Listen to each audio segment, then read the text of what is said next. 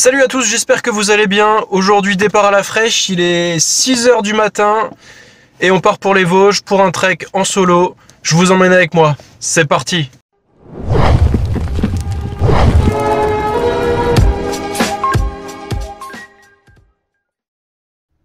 Voilà, bien arrivé au col de la Chlourde qui est le point de départ. On est à 1139 mètres d'altitude. Je viens de finir de préparer le sac. Allez, c'est parti. On quitte le col de la Chlourde, on se dirige directement vers le sentier des Roches. Premier point de vue dégagé après à peu près une demi-heure de marche.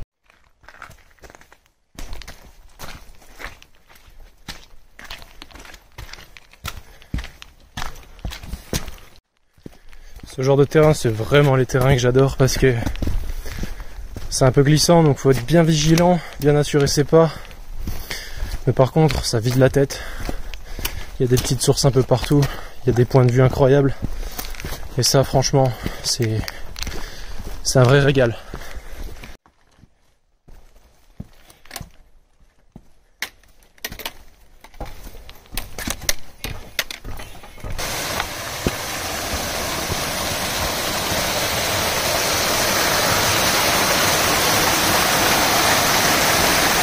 Allez, on en a fini avec le sentier des Roches, enfin du moins la partie bien technique. Maintenant, on se dirige vers le Frankenthal. Alors pour la petite info, c'est la première fois que je fais un trek en solo. D'habitude, je suis toujours accompagné par un ami ou en groupe. D'où l'intérêt d'avoir minimisé un petit peu mon parcours. Au début, je voulais tabler sur 45-50 km. Puis finalement, je suis plus dans les 40. Parce que si je suis tout seul et qu'il m'arrive un souci, ou voilà, là j'ai vraiment aucun moyen, aucun soutien. Mais c'est quelque chose que je voulais vraiment faire parce que ça m'oblige à bien faire attention, à être vraiment à l'écoute des éléments qui sont autour de moi. Et puis être tout seul et de temps en temps ça ressource. Voilà, s'occuper de soi-même dans un cadre un petit peu différent de la vie normale, on va dire. Et puis bon, c'est un challenge aussi, hein. Finalement, on est tout seul. On peut pas, on n'a aucun soutien si jamais ça va pas. Et c'est un vrai défi que je voulais me lancer, hein, pour voir jusqu'où je peux pousser mes limites.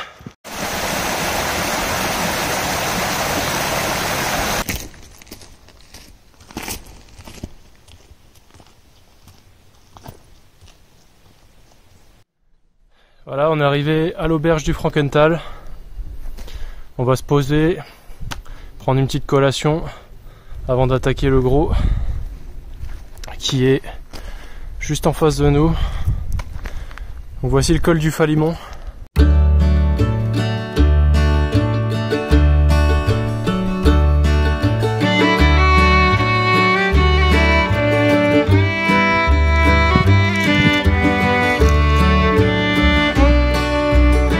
Ça y est, petite collation finie.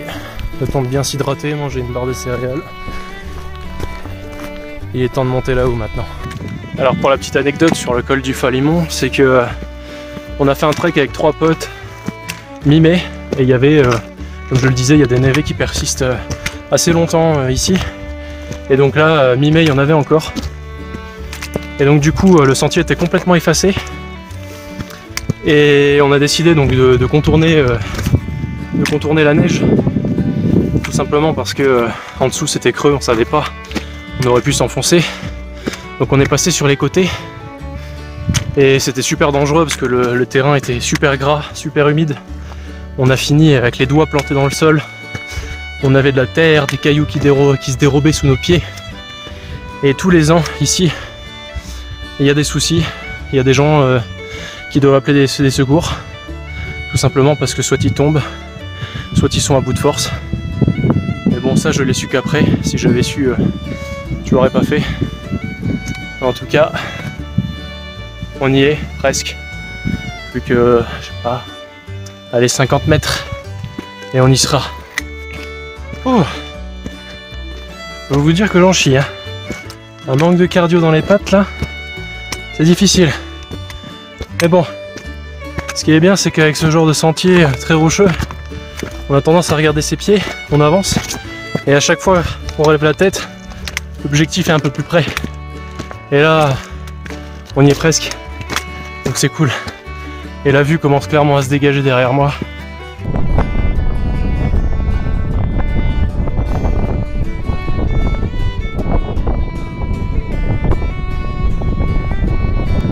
Falimont passé, direction le Honeck, 15 minutes, c'est parti. Tiens, les amis les vaches. Je sais pas pourquoi j'aime autant les vaches. J'aime les vaches. Oui, t'es belle. Bien arrivé au Honeck, on est à 1363 mètres d'altitude. Il y a beaucoup de vent parce qu'on est sur un plateau. Ici, on peut voir le grand ballon qui est juste là-bas, qui est le point le plus haut des Vosges, qui est à 1424 mètres. Et on est reparti. Prochaine étape, le Petit Honeck.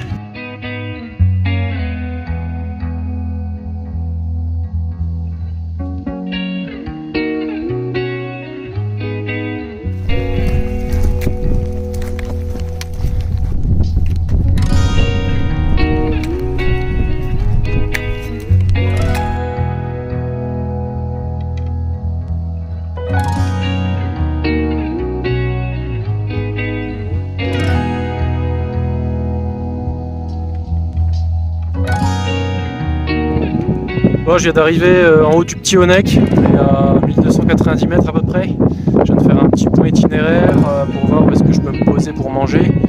Parce que là, il est midi passé et il commence à se faire faim.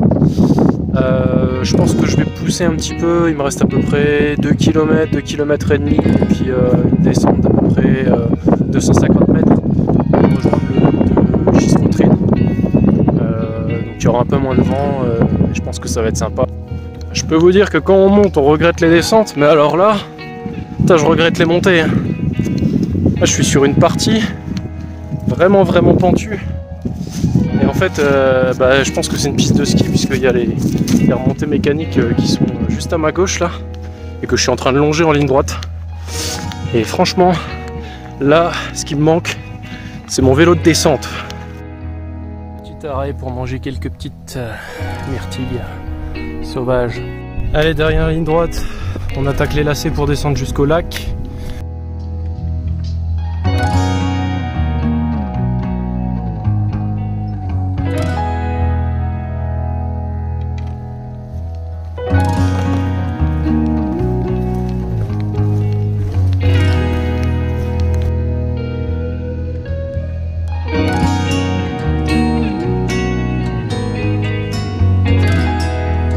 Arrivé au lac, on va se trouver un petit coin là au bord de l'eau pour manger. Je me disais que ça allait être l'occasion de faire le plein de flotte, mais les écriteaux là, présence des cyanobactéries, éviter tout contact avec l'eau, donc ça peut être l'eau impropre à la consommation. Donc, je vais en prendre quand même. Et puis on verra bien. Je vais la remplir. Je vais mettre une pastille micro pure dans la flasque Sawyer Mini, puis je la filtrerai bien. En tout cas là on va être bien. On va être très bien.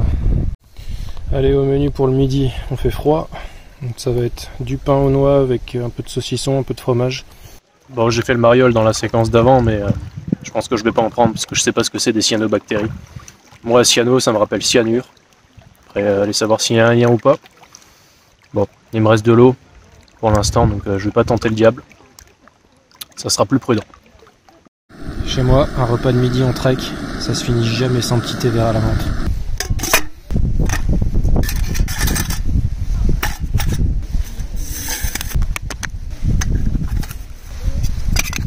Allez, c'est parti, la petite collation de midi est finie. On se remet en route, direction le Spitzkopf. Donc là, il va y avoir un passage assez raide, je pense. Parce que sur les cartes IGN, c'est en pointillé, donc même l'application ne me proposait pas cet itinéraire-là, forcément, mais bon, je voulais monter là-haut. Donc, on va voir ce que ça donne. Bon, ça y est, là, je suis parti complètement hors sentier. C'est bien ce que je pensais. Je vais essayer de monter là-haut. Et c'est pas simple parce que le sol est vachement meuble. Dans ces conditions, le maître mot, c'est vigilance. 3 secondes d'inattention et c'est la mort. Donc là, super vigilant. En tout cas, je suis quasiment arrivé en haut. Enfin, en tout cas, ce qui semble être un sommet. Et je pense que la vue va être top. Bon, j'ai crié victoire un peu trop vite. Effectivement, on était sur un semblant de sommet, mais la vue n'était pas forcément dégagée avec les arbres. Et là, on est vraiment plus sur un itinéraire balisé, type GR ou voilà, balade classique, on va dire. Mais on a sur certains arbres là, juste un point rouge. Donc pour l'instant, je le suis. Ça a l'air d'aller dans la bonne direction. Donc on va voir, on va continuer. Bon,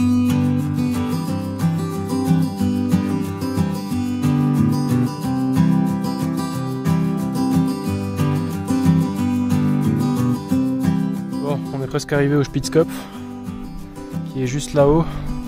Je vois des gens qui marchent, donc il doit y avoir des sentiers de randonnée. Pour ma part, ça va être une redescente. On va essayer de contourner les rochers à gauche pour rejoindre le sentier tout là-haut. Bon, ça y est, je viens d'arriver en haut. Bon, je viens de finir le parcours. Bon, il était balisé, hein, mais balisé sûrement par des amateurs. C'est vraiment pas un chemin que je conseille pour ceux qui n'ont pas d'expérience. Et là, ben, je viens d'arriver là-haut, et puis il y a ce petit rocher là juste derrière moi. Je me posais le sac, je vais monter parce que je pense qu'il y a vraiment une vue d'enfer et j'ai vraiment pas envie de louper ça. Ah ouais, j'ai bien fait de monter là-haut, franchement, c'est magnifique, regardez-moi ça. Tout en bas, c'est le lac où j'ai mangé ce midi. Et là, on a vraiment une vue parfaite. Bon, je viens de trouver un petit cours d'eau, une petite source. Donc je vais en profiter pour faire le plein parce que j'avais plus du tout d'eau. Donc ça c'est cool. Regardez, je viens de trouver une sorte de scarabée. Les couleurs elles sont magnifiques. Bon, sinon j'arrive en haut du Kastelberg qui culmine à 1350 mètres si je dis pas de bêtises.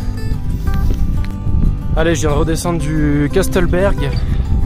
Ma direction c'est là-bas. Le Rheinkopf, derrière la pointe on a le Rottenbachkopf et derrière encore la deuxième pointe on a le Battrikopf, beaucoup de noms en Kopf. Ce que j'apprécie à la montagne c'est bien évidemment les paysages, le challenge aussi qu'on peut se donner parce que c'est pas toujours facile mais ça permet de repousser ses limites. Et ce que j'aime aussi c'est les rencontres. Là j'ai encore de rencontrer un groupe de 5 marcheurs avec des gros sacs sur le dos comme moi. Super sympa, on a discuté pendant 10 minutes, c'était vraiment cool. Tiens, en parlant de tout ça, je viens d'arriver sur un point de vue.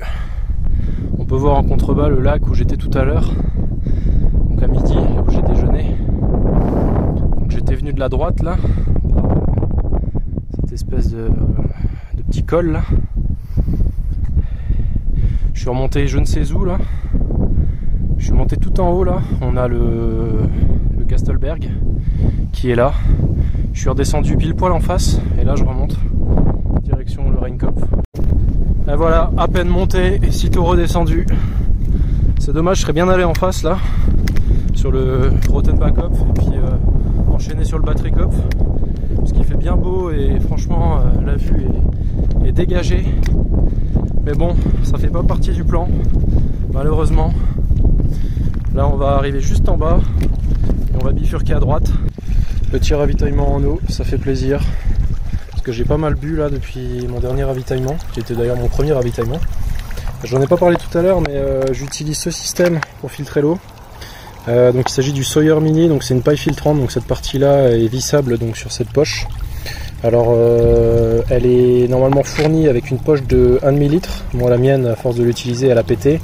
Donc j'ai racheté des poches d'1 litre parce que c'est mieux pour stocker de l'eau. Comme ça me fait 2,5 litres quand je remplis tout. Donc ça filtre 99,9% de tout ce qui est bactéries, protozoaires, agents pathogènes. Par contre ça ne filtre pas les virus. Donc si vous avez un doute, mettez une pastille micro-pure forte dedans. Moi c'est ce que je fais quand je prends dans des eaux stagnantes, mais bon, pour des sources comme ça, le filtre suffit. Si ça vous intéresse, la purification de l'eau, j'ai rédigé un article sur mon blog où je parle de la purification de l'eau des différents systèmes. Et pour ce filtre-là, je vais rédiger dans pas longtemps un article de mon test, puisque ça fait à peu près 6-7 mois que je l'utilise, donc maintenant j'ai pu voir à peu près tous les défauts et tous les avantages de ce système.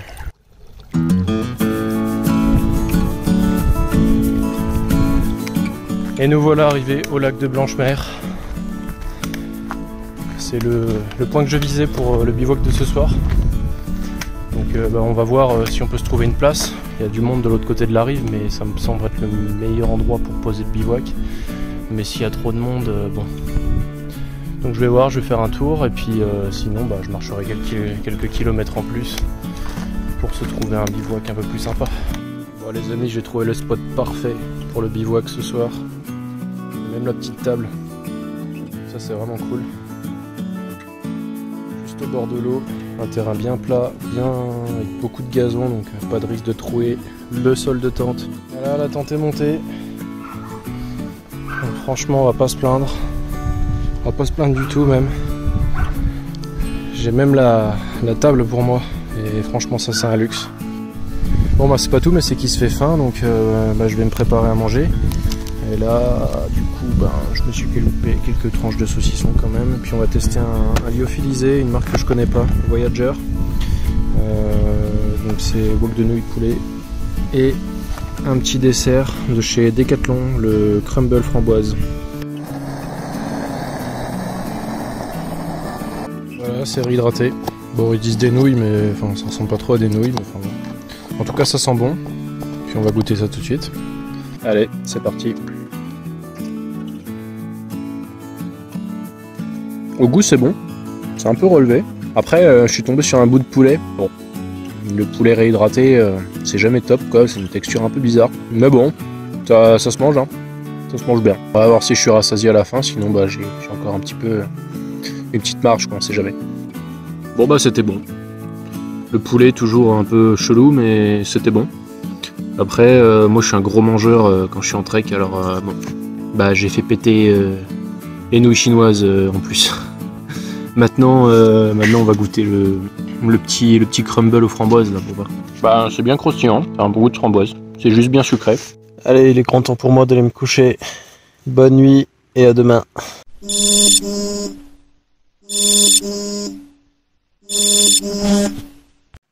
Salut à tous. Bon voilà, il est 7h. Je viens de me réveiller tranquille. Bon, j'ai plutôt bien dormi. Je me suis réveillé quelques fois, mais ça va.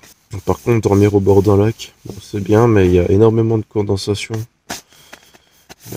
sur les parois de la tente, du toit de la tente. Mais bon, ça va, j'ai pas eu froid. Maintenant, je vais sortir, je vais me rhabiller et faire le petit déj.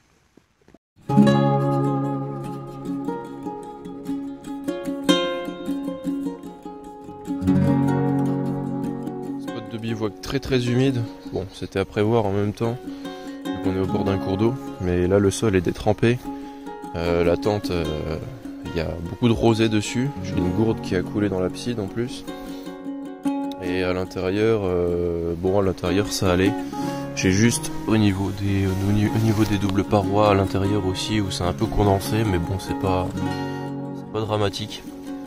Le duvet, pas de problème, il est un peu humide sur le dessus, mais bon, le tissu est déperlant. Il a pas perdu de son gonflant, donc c'est cool. Je vais ranger tout ça, je vais essayer de sécher la tente comme je le peux. Puis ensuite, on se fera le petit déj. Il est écrasé, il était sur ma tente. Je pensais que c'était une mouche, en fait, c'est une bébé grenouille.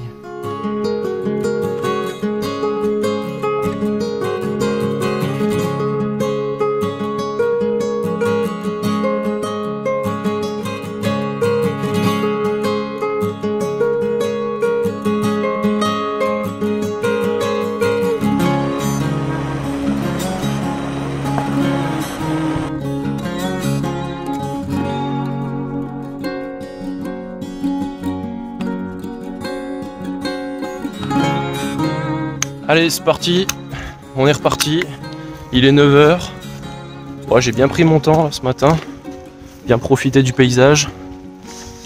Et puis bon, c'était un peu la galère pour tout ranger parce que tout était humide et puis je suis dans une zone où le soleil s'est pas encore levé. Donc la tente et tout, tout était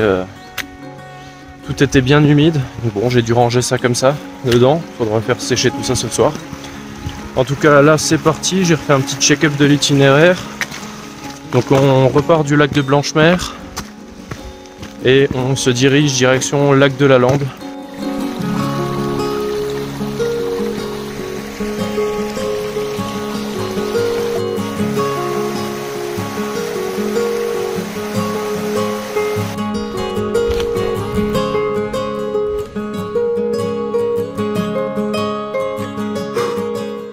Est-ce que quelqu'un aurait aperçu le second souffle, s'il vous plaît? Car je suis en train de décéder.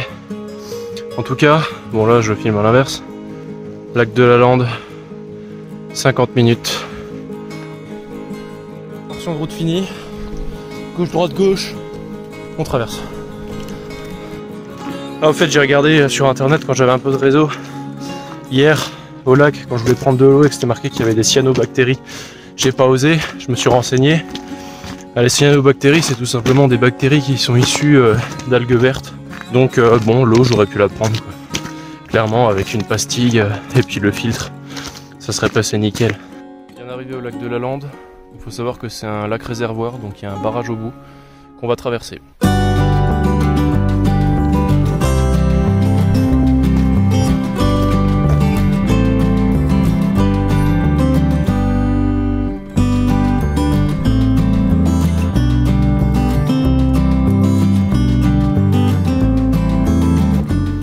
Voilà, on est clairement sur une piste de vélo de descente. Bon, c'était clairement pas un chemin de rando, effectivement, c'était une piste de descente. Ça doit être une piste de descente de la Bresse d'ailleurs, puisqu'on va y arriver. Là, je vois des bâtiments là-bas dans le sens de la descente. Donc il doit y avoir les remontées mécaniques. Et voilà les remontées mécaniques du bike park.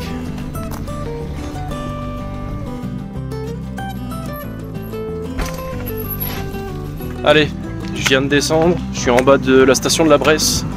Maintenant j'emprunte un petit sentier pour rejoindre le lac de Retournemer.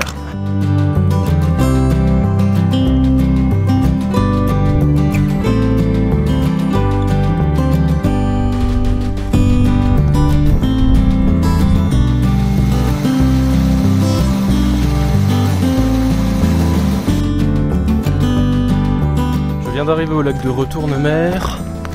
Là je vais le contourner. Je vais redescendre encore un petit peu, puis je vais passer par il y a un petit quartier résidentiel, je suppose. Et ensuite on va remonter. Donc j'ai à peu près 5 km à faire, comme ça je serai quasiment en haut. C'est on va dire la dernière grosse montée de la journée.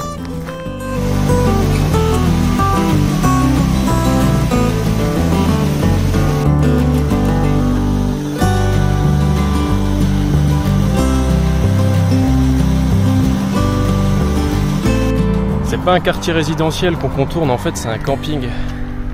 C'est le camping de la Vallée Verte. Oh, ça monte. Hein.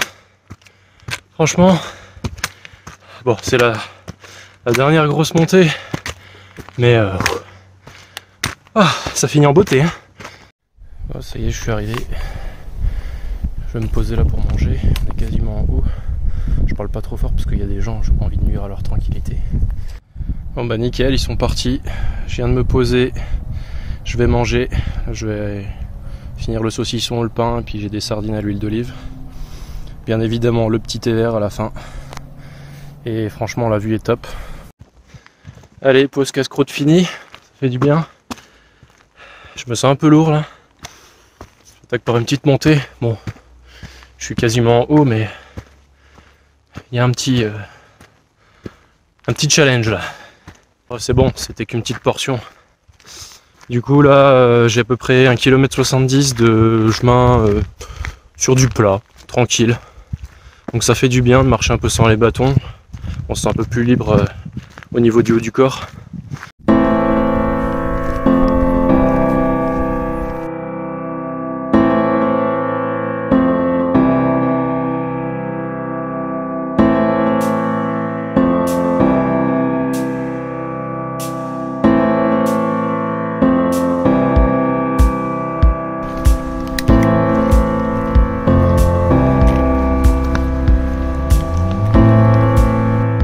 y est les amis, on arrive à la fin de ce magnifique tour. On aura fait à peu près 36-37 km avec 2000 de D+. Donc c'est une belle performance. On fera un petit débrief quand j'aurai tout posé à la voiture.